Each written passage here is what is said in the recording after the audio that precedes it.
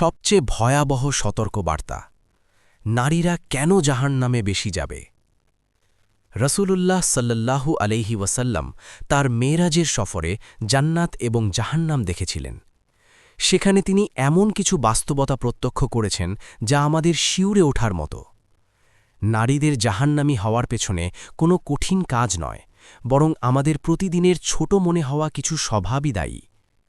সহিহ হাদিসের বর্ণনা, রসূলুল্লাহ সাল্লাল্লাহু আলাইহি ওয়াসাল্লাম নারীদের উদ্দেশ্য করে বললেন, হে নারী সমাজ, তোমরা বেশি বেশি সাদকা অর্থাৎ দান খয়রাত করো এবং বেশি করে ইস্তিগফার করো, কেননা আমি জাহান্নামে তোমাদের সংখ্যাই বেশি দেখেছি।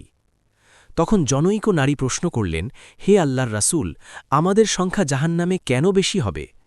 রসূলুল্লাহ সাল্লাল্লাহু আলাইহি ওয়াসাল্লাম উত্তর দিলেন, ১.